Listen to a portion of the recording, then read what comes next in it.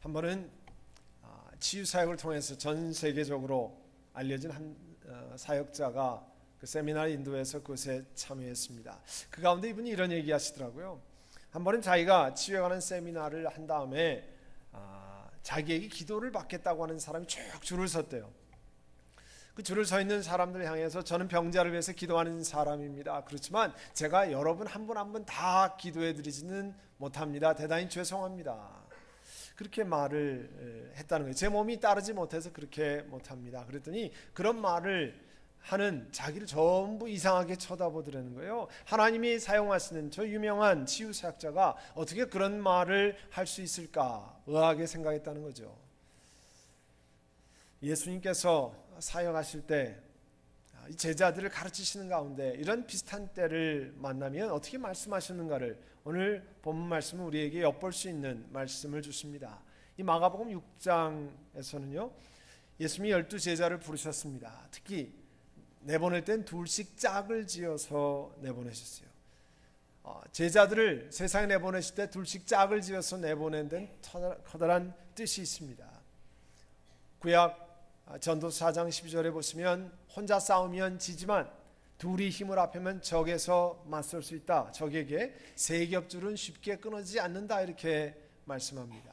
둘이 같이 하면 지혜를 얻게 되고요, 용기를 얻게 됩니다. 서로 교정할 수도 있고 힘을 합칠 수도 있습니다. 혹은 한 사람이 사역하는 동안에 다른 사람은 성령의 도우심을 구하며 하나님께 간구할 수 있습니다. 그러니까 예수님께서 두 사람씩 내보낸 거죠. 더군다나 하나님 말씀 보면 두 사람씩 내보내면서 귀신을 쫓아낼 수 있는 권능도 주셨다 했습니다. 이 마가복음 6장에 가면요, 이 제자들이 나갔다가 12절에 보시면 나가서 사람들에게 회개하고 하는 복음을 전파하셨다는 거예요. 그리고 많은 귀신을 내쫓았습니다. 병자들을 고쳤습니다. 기름을 발라서 병을 고쳤습니다. 그 다음에 이 12제자가 예수님께로 돌아왔어요. 그리고 자기들이 행한 것, 가르친 것 고했습니다. 또 말씀을 전하고 귀신을 내쫓으니까, 예수의 이름으로 귀신을 내쫓으니까 쫓겨나간 이야기를 했습니다. 오늘 본문 6장 31절에 보면 그들 돌아온 그들에게 예수님께서 너희는 따로 외딴 곳으로 가서 좀 쉬어라, 이렇게 말씀했어요.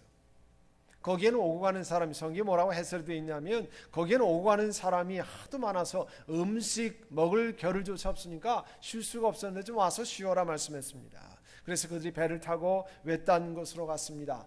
그런데 이게 웬일입니까? 사람들이요, 예수님이 사람들을 고치시죠, 병자들을 치료하시죠, 귀신을 내쫓으니까 사람들이 그걸 알고 전부 어디 가신 주목하는 거 아니에요? 그러니까 제자들과 예수님이 이동하시는 것을 알고 발걸음을 재촉해서 예수님과 일행이 도착할 때보다 먼저 도착해 있었다는 거예요.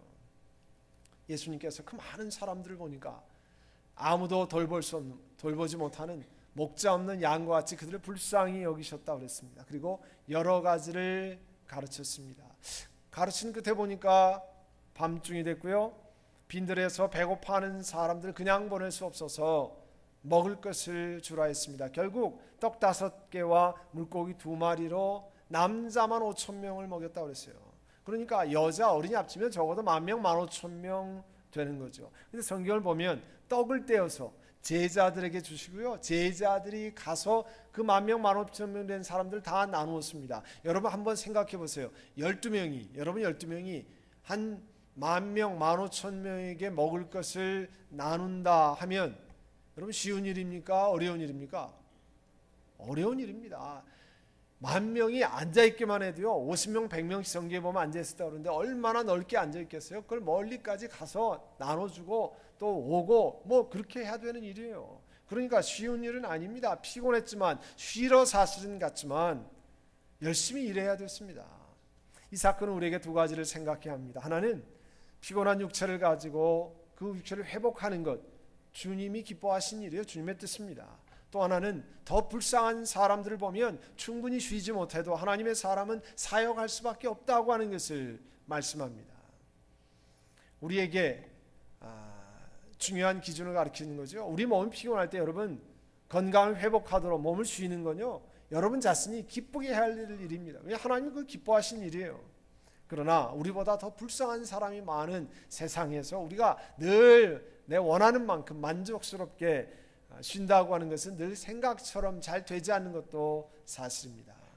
하나님께서 사람의 피곤한 육체를 바라보고 회복하라 쉬라 말씀하십니다. 저도요, 여러분의 목사로 여러분 주일 또 다른 날 이렇게 뵈면 비즈니스 하실랴, 직장 생활 하실랴, 또 거기다가 교회 봉사하시면 지친 모습을 뵈면 참 안쓰럽습니다. 참 안타까운 마음이 저도 듭니다.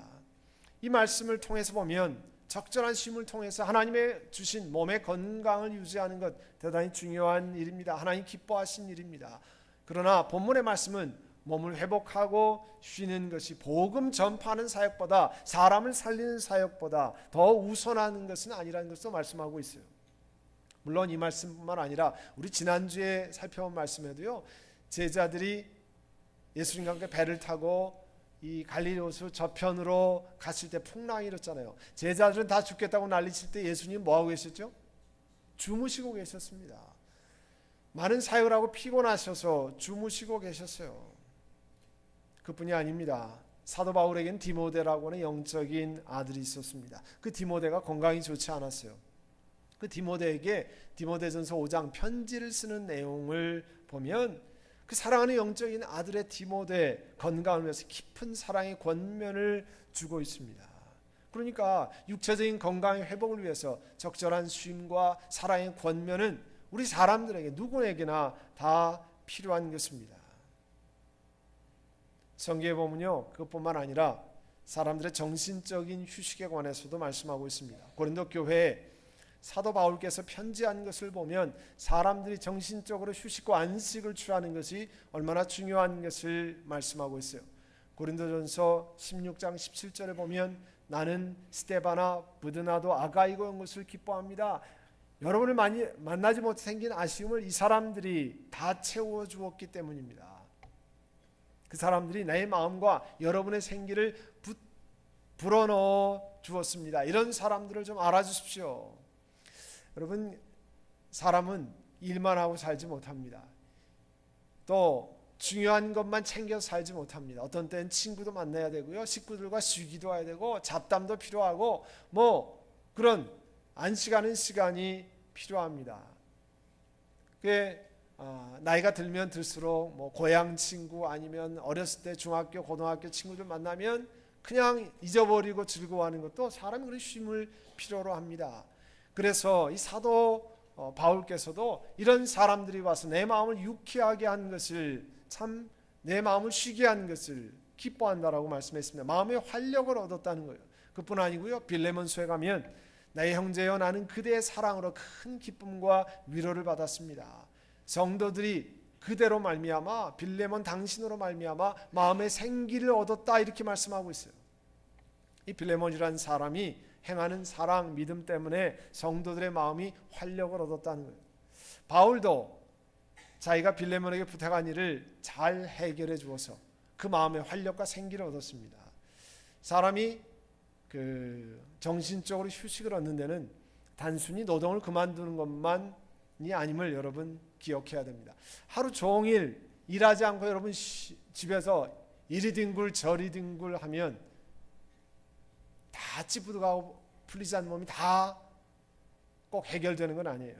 어떤 때는 몸이 좀 피곤하지만 의미 있고 기쁜 일을 하면 그것이 오히려 우리 온 몸을 회복하게 하는 것을 알 수 있습니다. 또 어떤 때는요, 자신이 하는 일을 좀 바꾸면 휴식을 갖습니다. 정신적인 노동을 많이 하는 사람은요, 몸을 좀 움직이고 그렇게 하면 내 마음에 활력을 얻습니다. 또 몸을 계속 움직이는 사람은 독서나 또 이런 정적인 일을 하게 되면 회복을 얻는 경우가 많이 있습니다. 일본의 한 여학교에 교사 선생님이 있습니다. 그 이름이 하야시 히로시인데요. 이분이 무슨 캠페인을 벌였냐면 학교 수업 시작 전에 10분 동안 운동을 전개했어요. 다 같이 앉아서 선생님이랑 학생들이 앉아서 책을 읽자는 거예요. 여러분 옛날에 학창시절 기억하시지 않습니까? 학교 선생님 들어오시기 전에 저 뒤에 선생님 떴다 하기 전에 전부 앉아가지고 뭐 어제 일어났던 이야기 또 뭐 별의별 이야기를 하고 시끌벅적 떠들지 않습니까? 그 10분 동안에 그렇게 떠들지 말고 앉아서 책을 읽자. 10분이면 아무것도 아닙니다. 그런데 그 10분이 쌓이면 많은 독서를 할 수 있다는 거예요. 그래서 이 사람이 그 독서의 경험을 적은 책이 아침 독서가 기적을 일으킨다 하는 책입니다. 밥이 몸을 살리는 운동이라고 하면 독서는 정신을 살리는 운동이라는 거예요. 이렇게 사람들이 정신적인 휴식을 취하는 길이 여러 있는데요. 그 중에서 중요한 것 하나가 이 스트레스를 좀 줄이는 일입니다. 스트레스를 줄이는 중요한 방법 가운데 하나는 의사결정을 좀 단순하게 하라는 거예요. 여러 가지 초이스를 많이 만들지 말고 좀 더 심플하게 그냥 별 생각 없이도 할 수 있도록 하라는 겁니다. 미국에 와서 음식점에 들어가면요, 제일 어려운 게 있어요. 그냥 우리 한국처럼 남들 시키는 거 쫙 다 같이 시키면 좋은데 여기는 다 선택하잖아요. 서브웨이만 들어가면 요즘 빵이 늘어가지고 옛날엔 2가지 종류에서 지금 한 6, 7가지 됩니다. 요즘엔 플랫베드 평평한 것까지 나와가지고요. 그 중에 어떤 빵을 고르겠습니까? 그것부터 시작해서 드레싱도 얼마나 종류가 많은지, 그 다음에 치즈도 종류별로 고르고요. 뭐 정신이 하나도 없습니다. 1, 2, 3, 4 중에 딱 고르면 좋겠는데. 저도 여러분이 이렇게 보시면 이걸 클러지셔스라고 그러는데요. 설명을 드렸지만 이거는 하나님께 붙들린 servant, 노예라는, doulos, 노예라는 뜻입니다. 옛날 노예가 샤클, 이 쇠고랑을 매는 것을 상징하기 위해서 클러지셔스에 이런 저희가 있습니다. 제가 20년째 목회를 하면서 이것이 있는데요. 제일 좋은 것 하나는요, 이 넥타이 안 고르는 거예요. 넥타이 색깔이랑 옷이랑 뭐 맞추기 하는 거예요. 그리고요, 이게 뭐 여지가 없습니다. 여러분이 굉장히 궁금해하시는 분이 많은데요, 이거를 빼면 됩니다.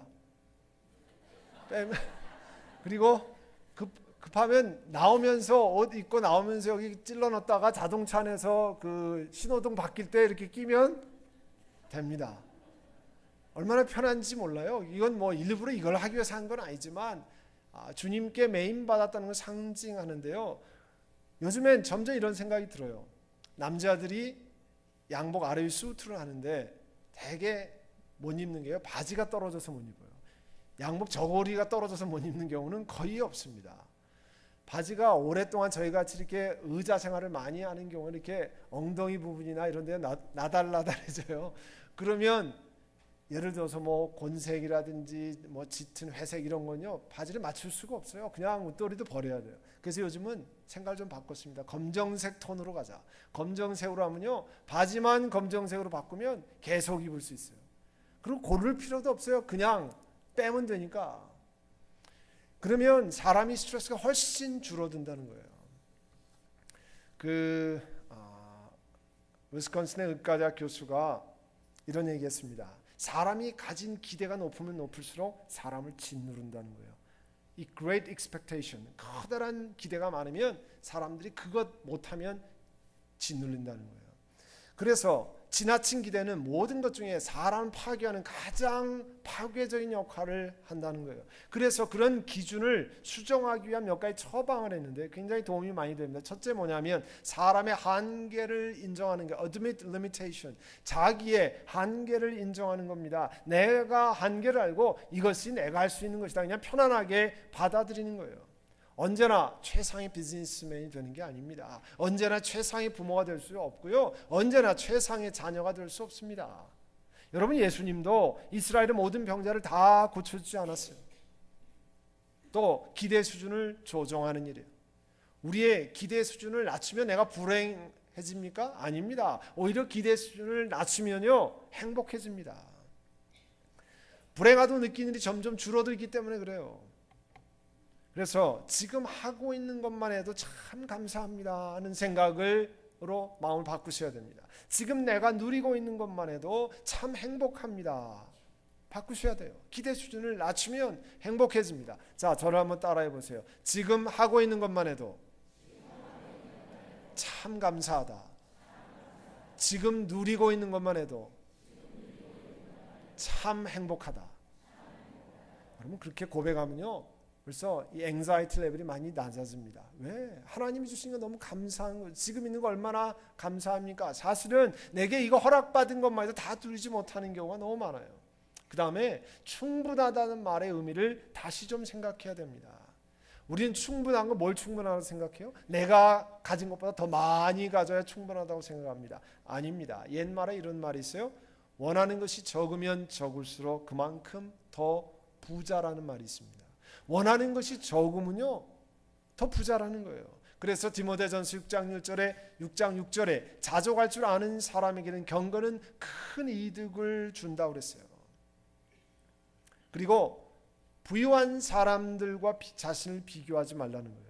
그러면 우리의 기대 수준에 미치지 못하기 때문에 점점 자기의 행복이 망가집니다. 그 다음에 다섯 번째로 우리 대부분 이민자들이 많이 그렇게 실천하고 있지만 유행 따라 너무 유행을 중시하지 말라는 거예요.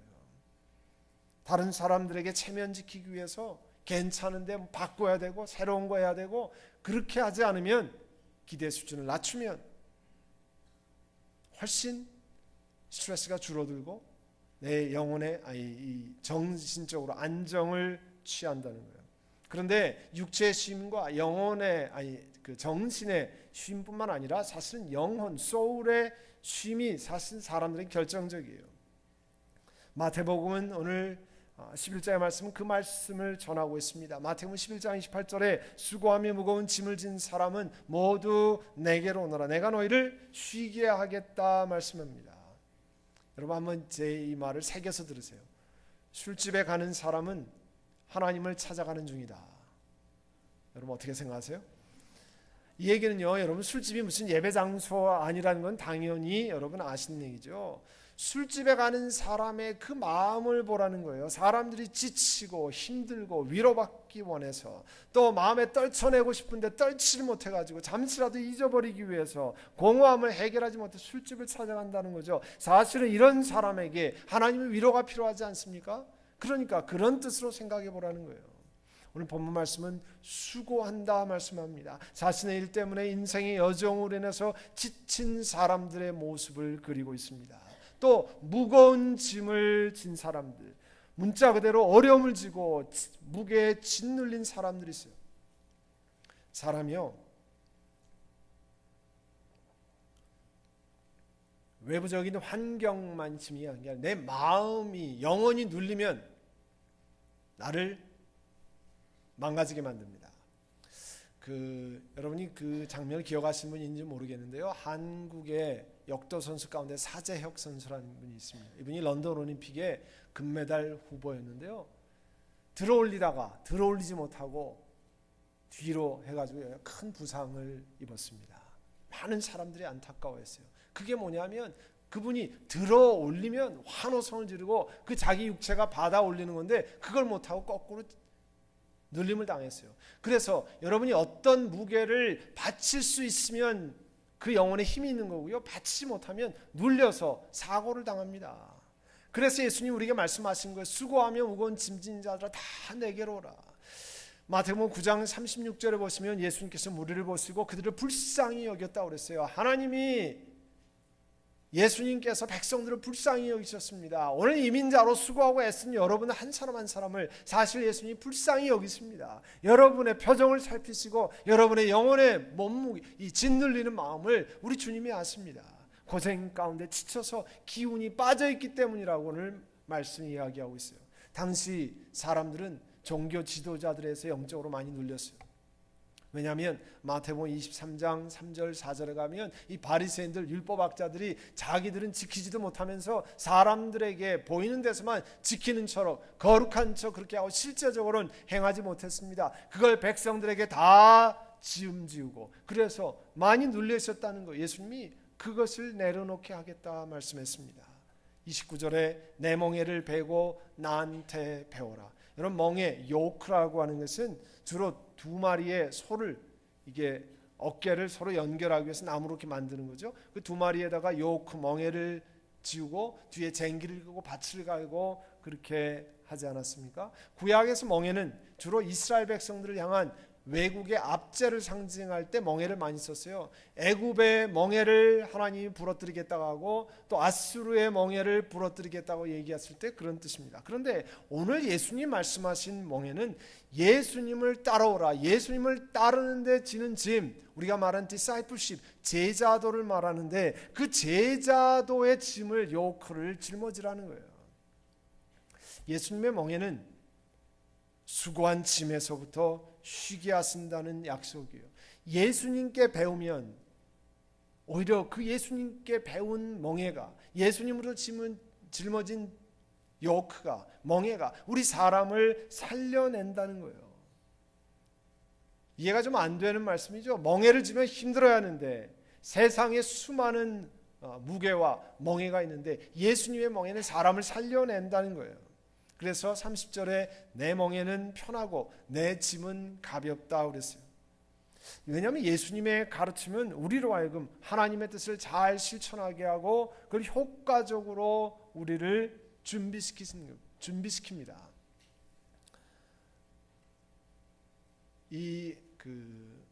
한국이나 혹은 복잡한 다운타운에 가면 이 패럴 파킹, 평행 파킹을 잘 못하면 아주 어려운 때가 많습니다. 빈자리가 딱 요만큼밖에 없는데 그거를 뒤로 잘 들어가야 됩니다. 그건요, 눈대중으로 그거를 들어가는 걸 배우지 못한 사람은 절대 못 들어갑니다. 그리고 그거는 앞머리로는 절대 못 들어가요. 반드시 뒤로 해서만 들어가야 됩니다. 그런데 그걸 한 번도 배우지 못한 사람은 앞머리로만 들어가면 하루 종일해도 못 들어가요. 해보세요 한번. 그 뒷꽁무니로부터 들어가야 되거든요. 그리고 그거 하는 방법이 다 있어요. 그거를 배우면 어떻게 보면 거의 첫 번째 하는 사람은 요때 핸들을 걷고 이렇게 들어가서 그 하면 한다는 것을 잘 배우면 들어갑니다. 그게 뭐냐면 배운다는 의미예요. 여러분 신앙생활 많은 분들이 이렇게 생각해요. 교회 다니는데 그렇게 무거운 짐을 지고 교회 가서 더 그렇게 복잡하게 하냐. 그렇지 않습니다. 실제로 예수 그리스도의 원리를 배우면 거기서 노연합니다. 여러분 수영장에 가보시면 목까지 이 무릎 정도 차는 물에서는요 여러분 자유롭게 왔다 갔다 할 수 있어요. 그런데 목 정도 차는 물에서는요 걸어가는 게 빠릅니까? 수영해서 가는 게 빠릅니까? 수영해서 가는 게 훨씬 빠릅니다. 안 해보신 분은 잘 모르실 거예요. 목까지 차는 물속에서는요 자기가 아무리 해도 빨리 못 갑니다. 그런 때는 물에 맡겨야 됩니다. 그리고 그 물의 부력을 이용해서 가는 법을 배워야 됩니다.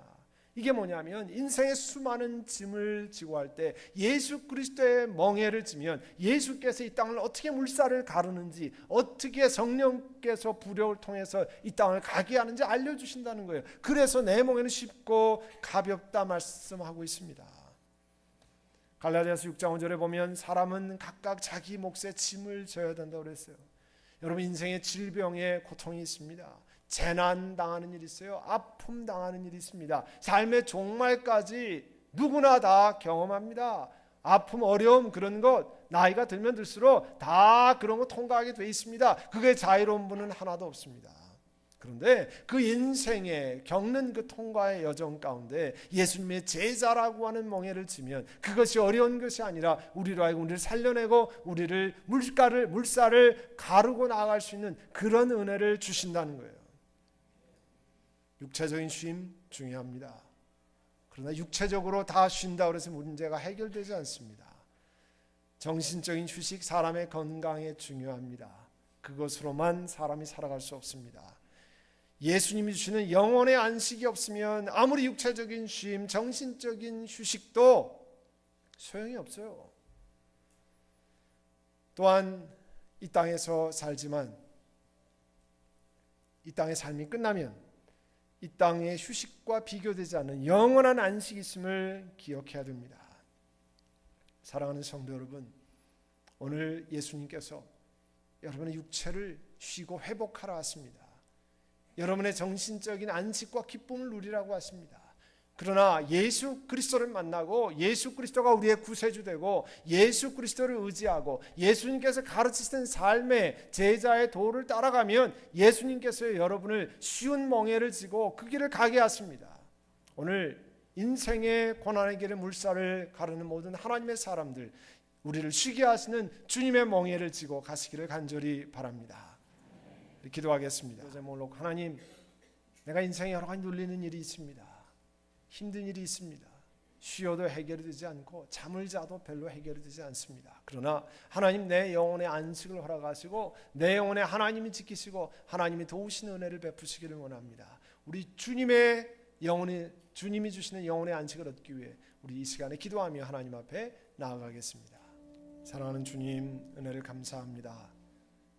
우리 인생에 지치고 힘든 영혼들을 아시고 수고하고 무거운 짐진 자들아 다 내게로 오라, 내가 너희를 쉬게 하려 하신 주님의 음성을 들려주시는 것을 감사합니다.